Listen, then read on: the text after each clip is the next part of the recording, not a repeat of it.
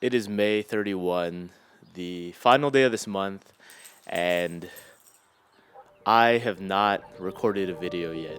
And I woke up this morning and I was thinking, man, I really need to get this done. And I didn't even have a topic in my head specifically that I needed to do, but was actually planning to mow the lawn with my dad. My dad always comes to help. He usually weed eats. I usually mow, use the push mower. And the thought came to my head, this was a month of highlights, a month that was busy, filled with a lot of fun memories, a lot of cool moments, things that I think I'll probably remember for the rest of my life. I was thinking this morning as I was preparing to mow my lawn, and I had a lot of weeds. A lot of weeds in the lawn. We spend a lot of time on social media, Facebook, Snapchat, Vine, Instagram. All of those started coming out around the time that I was growing up.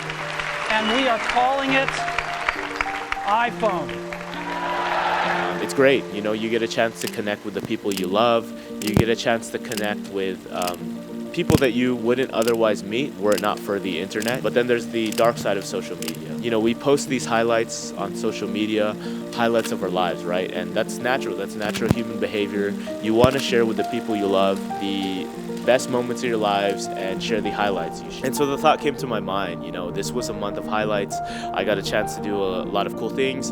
I got a chance to travel. I don't think I've ever taken 3 flights within a month and a half period before, because I'm going to take that 3rd flight to Vietnam. I don't think I've ever done that before. So this is very unusual for me, trust me, but it has been a fun month. I got a chance to see a lot of friends, celebrate a lot of highlights, and it got me thinking, usually we'll share those big moments. We'll share the trips, we'll share graduations, we'll share the weddings, all of that, great. Again, very, very great.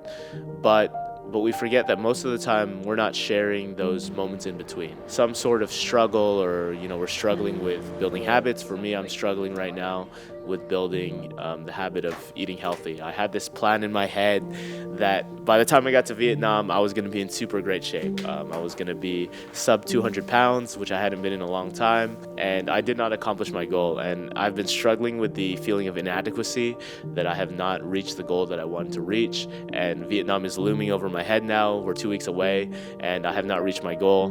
We struggle with things in our day-to-day lives. Most people's lives aren't filled with just graduations, vacations, weddings, great food, cool clothes.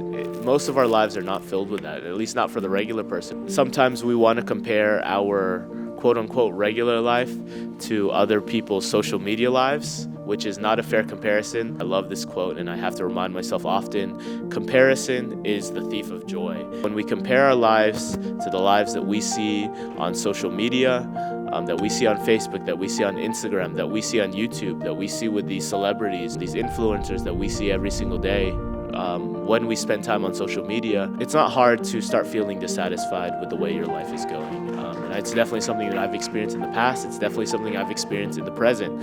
And what I've realized, at least for me, the more time that I spend on social media and spend time scrolling, whether it's scrolling and seeing friends' vacation posts, just seeing their highlights in general, or I am watching other videographers, because I am somebody who's an aspiring videographer, filmmaker, whatever you want to call it.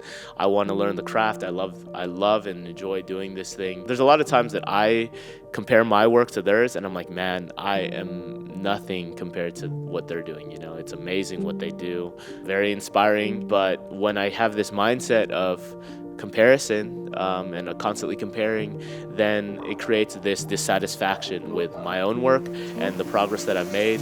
I recently posted a video on Instagram and Facebook, made a little bit of a reel, a little short, whatever you want to call it, just a short vertical video of my trip to California, or a small portion of my trip to California, when I got to hang out with 2 really good friends of mine that I haven't seen in a while, and we went up to Kellers Peak.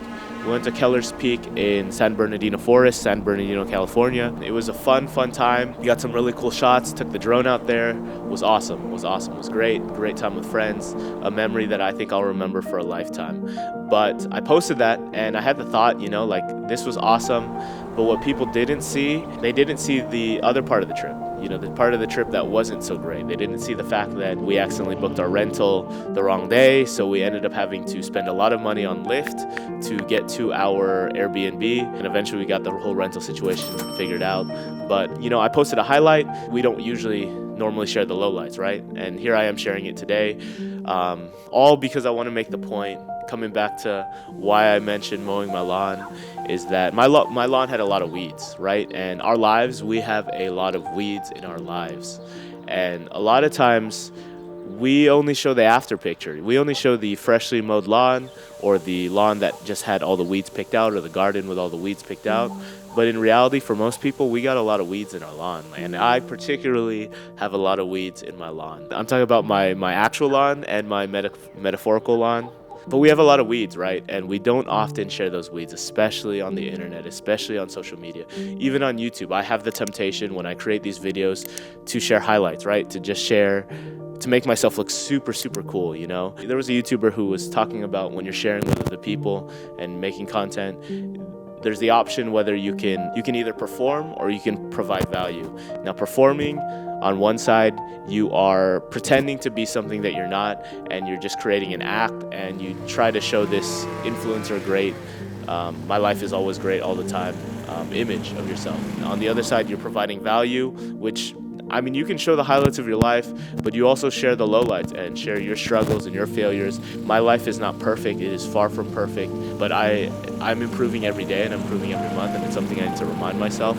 I shouldn't compare myself to those who are so far down the road as far as content creation. I shouldn't compare myself to the influencers who live these dream lives, right? We don't have to have a perfect and highlight-only life, because in reality, that's not reality. Let me write that down. Better write that down. It's okay to share the weeds. It's okay to have weeds. You don't even have to share the weeds necessarily. I share my weeds because I know I'm a small voice in a sea of a million voices, from advertisers, influencers, that you need to be perfect. You need to have this piece of clothing. You need to have this camera. You need to go on this vacation. You need to go to this place to eat this kind of trendy food. In a world, in a sea of voices that are constantly telling us that we're not enough, I hope that I'm a small voice here saying the opposite. It's okay to have some weeds in your life.